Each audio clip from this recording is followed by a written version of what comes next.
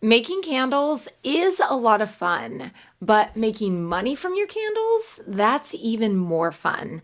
But it does require you to kind of step away from that creative maker mindset and into a business one. Because at the end of the day, you want to be able to actually make money from your candle business. So once you decide to turn your hobby of making candles into a business, you should be thinking about how you can actually make money from your candle business.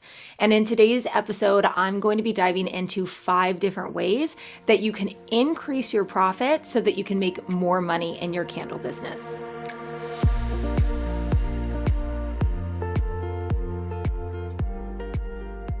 Welcome to episode 36 of the Candle Business Podcast. If it's your first time here with me today, hello, my name is Erica, and I run my own small candle business called Memory Box Candle Co.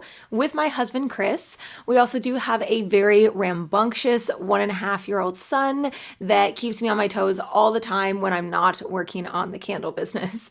And today's episode, we are diving into how to make money in our candle business, because isn't this what we all want? I mean, yes, it's fun to make the candles. It's fun to do the designs. It's a creative outlet for so many of us. But really, when you look at it, especially if you want to turn it into a business, you want to actually turn a profit, and a rather large profit, from your candles. So let's dive into the first way that you can increase your profits. So the first way, and I know that this is going to be kind of like a duh, Erica, but I have to put it in here, and it is to keep your cost of goods as low as you can possibly get them. Now, I want to reiterate, because I had to make a whole video on my YouTube channel a couple months ago, to clarify this point, that I understand that when you are brand new to running your candle business, more than likely you are not going to be spending thousands of dollars on product supplies in order to buy the most bulk in each supply item to get that supply item number down, the cost for it as down as you possibly can get it. I totally understand that. But when you are getting started with your candle business, this number is very, very important for you to pay attention to, because this is going to determine your pricing, how much profit you're actually making for each candle sale. And it's really, really foundational to your entire business. So while I understand that you're not going to be purchasing every single thing in bulk when you are getting started, you can really do your due diligence in the beginning to make sure that you are choosing supplies that make sense for you and your business and where you are located. I know that there's a lot of you that make comments saying, it's really difficult for you to get your cost of goods under $10 per candle because you live in another country. And again, I totally understand that. I know there are different, barriers and obstacles depending on where you live. I can only give my experience living in California, but what I want you to do is, regardless, to really do the math and try to figure out the best way that you can get the lowest cost of goods that you can, and also be thinking about ways in the future that you can get those supply costs down. So if you're not able to purchase in bulk right now, maybe you'll be able to purchase in bulk in the future. So you can kind of look at, what could be my cost of goods? What is the lowest that I could possibly get this number down to? And then you can have that as a goal to strive for.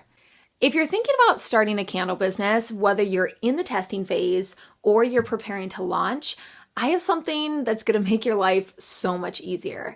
It's my candle business launch checklist. This checklist will walk you through everything that you need to be thinking about and getting done before you launch your business, so that you can feel confident and prepared. And the best part is that when you do download it, you're going to get my weekly emails that's packed with tips and advice and encouragement to help you along your candle business journey. So you can head to ericamariemorris.com/checklist to download yours right now. Also, make sure that you are accurately calculating your cost of goods. I've seen a lot of people who either think that their cost of goods are lower or higher than they actually are because of a math error. So just make sure that you have accurately figured out your cost of goods. And if you don't want to do it by hand, which I used to do my cost of goods by hand all the time, and by hand, I mean with a calculator, but like physically figuring out the numbers until I got Inventora, and it just does it for me. So if you don't have an inventory software, or you need help with your cost of goods and just kind of getting organized, highly recommend Inventora, because you can keep track of your inventory and also have your cost of goods automatically calculated. So highly recommend them. I'll have a link to sign up in both the pinned comment and the show notes if you want to get an inventory software and just kind of have that done for you. But knowing your cost of goods number is extremely important because, again, it's foundational to your business, and it's something that's constantly going to be fluctuating. There will be times where you'll only be able to purchase, maybe one box of something instead of 5 boxes of something, and your cost of goods number is going to fluctuate, and you'll see that in inventory. It'll just kind of update the average based on your supply orders of what you're ordering. So that's something to really just understand, that your cost of goods number is not a fixed number. It's going to change all the time, but it's something that you should be thinking about because, again, it directly impacts how much profit you are earning on every product you sell. Now, the second way that you can make more money in your candle business is to work on increasing your brand's perceived value. So bringing up the last point of cost of goods, this is something that is really foundational because you want to get your cost of goods really low. And that cost of goods number traditionally is used to help you actually price your candles. But it's not the whole picture. It doesn't necessarily take into account branding. And that's why there is such a wide range of candle prices out there. That's why you can walk into the dollar store and find a candle, and you can look online and find candles for over $500. There is such a wide variety of the ways that candles are actually sold and the branding behind it and the way that we perceive it. So we would perceive a candle at the dollar store as being way lower quality than a candle we see online that is $500. Increasing your brand's perceived value actually has very little to do with the quality of materials that you use in your candles. In fact, you could actually use lower quality materials, but if your branding is stronger than somebody who is using higher quality materials, you could actually charge more for your candles than they could. It really all comes down to branding and how you are positioning your brand. So remember that branding is all about an emotional connection. It's an experience that your customer is feeling, and it's how they are perceiving your brand to be. It's how your brand actually makes them feel. So that is why branding can be so powerful, because it's not just about selling candles, but it's also about the overall experience and how your brand and candles are making your potential customers feel and why they would choose your candles over somebody else. So if they're between two different candle brands and they connect more with your brand, they are going to choose you, even if your candles are way more than the other candle brand that they were considering, because of that emotional pull that they feel to your specific brand.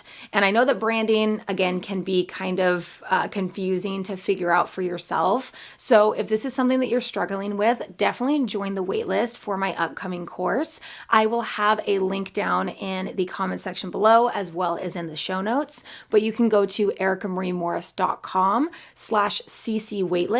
And this is going to be an entire branding and marketing and target market course for your business to help you figure all of that out and give you the strategies you need to actually start making sales in your business. So when it comes to increasing your brand's perceived value, my number one tip is to focus on your photography. Focus on lifestyle photography, your main images for your photos, and this really translates to your overall brand's vibe. This is going to really help evoke that emotion, because shoppers and people that are looking at your website are going to feel the emotion through your photos before they read anything else. Before they read your about me, me, before they read anything else, they're looking at your photos and they're getting a specific feeling. So you need to figure out, how do I want my customers or potential customers to feel when they're looking at my product photos? And if you are not somebody who is good at product photography, I can't even recommend enough to hire a product photographer. I know it feels like a lot of money. I know that there's kind of a wide range between what photographers will charge, but oh my goodness, is it so worth it? And I highly recommend that you spend time figuring out what you want your brand's vibe to be. What kind of experience, what kind of emotions do you want to evoke in your potential customer before you hire a photographer? Because if you just give your products to a photographer and just say, can you take pictures? It's not going to represent your brand and what you want. You have to let them know what you are looking for. And in order to do that, you have to spend time really determining what you want your brand to be. And that is going to be a huge talking point and something that you're going to learn all throughout the Candle Connection course. So that is going to be extremely important for you to focus on before you actually hire a photographer. Because if you don't, it's just going to be some nice photos, but it's not going to really represent your brand.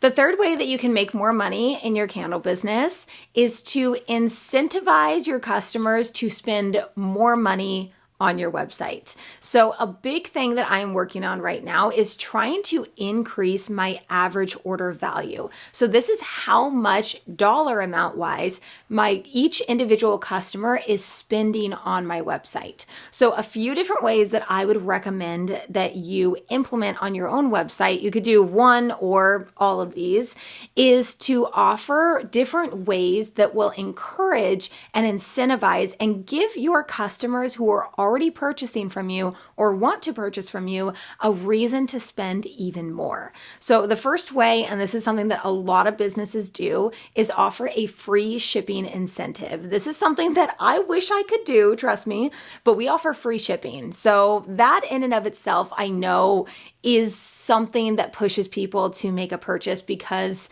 why not? It's free shipping on this. But I think that having that dollar figure, so a lot of people do, over $75 or over $99 for free shipping, it helps your customers actually purchase more, because why wouldn't they just buy one more candle if they can get free shipping on it? And another way is to implement after purchase upsells. So on Shopify, they have a bunch of different upsell apps to where you are able to actually offer a special deal to your customer who have just purchased from you. So you don't want to do this before they've purchased, because you don't want any friction between they were already ready to place their order, but now you're throwing all of these upsells at them, which is considered friction, and it may prevent them from actually completing the purchase from you. But if you implement something after they have already purchased from you, then they're already somebody who is interested in the product because they just purchased, and it gives them an extra incentive because there is a discount on it, and it's just an easy button for them to click to essentially add on to the order that they just purchased. So I think that is a great way to make more money in your candle business, by offering upsells to customers who have just purchased from you. And then the last way is to offer bundle deals. So we did this a lot at local markets, and then I actually just recently implemented this on our website as well. And this is a way for a customer to save or get something for free if they purchase more. So this is kind of my way of doing almost like a free shipping incentive, because again, we can't do it on our website because we offer free shipping on every order, but I implemented a buy 3, get 1 free large candle on our website. So that is incentivizing a customer. If they are wanting to buy 2 candles, why not just buy 1 more candle and then they get a 4th free? It's all about incentivizing them and giving them something of value in return for buying more at once. And that takes a cart of $64, in our case, all the way up to $96. So that is really increasing that average order value. And right now we're sitting at around $45 for our average order value. And I would really love to take that up to $60 or more. So that is a way that we are looking to increase that average order value and overall make more money from each person that purchases from us. The fourth way to make more money in your candle business, and I find this to be a little ironic that I'm talking about this, but it's just the truth, is that if you make more money direct to consumer, so selling your candles directly to the consumer via your website, Etsy, local markets, however you are selling directly to them, versus selling wholesale, you're going to make more money. Now, the reason why I find this a little funny is because the majority of our candle business income does come from wholesale. And it's just what works for us right now and what we have put all of our focus into, especially the past year. I am working more towards increasing our direct-to-consumer sales, but we have focused mainly on wholesale. And I understand that we are making less money per sale when we sell wholesale. Now, I made a video earlier this year talking about our total income for 2024, and I know it seemed overwhelming and discouraging to some of you when I was mentioning how much money we earned in the candle business versus how much profit we made. And that's simply just because of where we have most of our sales from. So wholesale is going to be significantly less profit per sale. And we also have higher expenses. We have to purchase way more supplies for wholesale for a smaller profit margin. So again, it's something that is not necessarily a bad thing, but most people recommend to have the majority of your sales coming direct to consumer. But again, it's just what works for us right now. I just had to throw that in there that if you want to make more money in your candle business, selling direct to consumer is really the way to go. And then number 5 is to offer limited edition products, scents, collections. Customers, people love anything limited edition. It's only around for a certain amount of time. Maybe there's only a certain amount that you make. We have implemented this since October and it's been really great for the business. I do limited edition scents every couple of months. And within that weekend that I launch it, it's anywhere from $500 to $1,000 in gross sales. So it's always really fun, really great. And a lot of people really love to take advantage of the limited edition collection. And this really helps to increase your sales and make more money in your candle business because it's that novelty. It's the, well, this won't be around again. It's that kind of mentality of, if I don't get this, then somebody else will, and I really want to get this. So if you are kind of positioning yourself right, you understand who your target market is, you understand what kind of limited edition scents and collections that they would really love, then you can really do really well with limited edition scents. And as a maker, this is really, really fun because it allows you to really tap into that creative side and really be able to be creative again with your scents and come up with different names. And it's not the same scents all the time. If you've been in business for a while, or if you're not there yet, I promise you will, you get so sick of the same scents that you pour over and over and over again. So when you have something new, it's really fun. It really is. But I hope that you enjoyed today's episode, just kind of hearing of different ways that you can make more money in your candle business. Because again, it's a business. It's okay to want to make money. It's not a bad thing. I know a lot of people are like, oh, well, I don't want to make too much, or, you really need to focus on your profit margin, your cost of goods, and figuring out different ways that you can make more money. Because if you're not profitable and you're not actually making sales or making money, it's not going to fuel you long term, and you're not in the business of just giving away free product. So I really hope that today's episode helped you out, and I will see you in the next one. Thank you so much for listening to today's episode of the Candle Business Podcast. I hope it encouraged you as you move forward in your own candle business journey. If you enjoyed today's episode, or if you've been loving the podcast, I would appreciate it so much if you could take just a few moments to give the show a rating and maybe even a written review so that it can help reach more aspiring business owners just like you. And always remember to spend every day working towards a life that your future self will be proud of.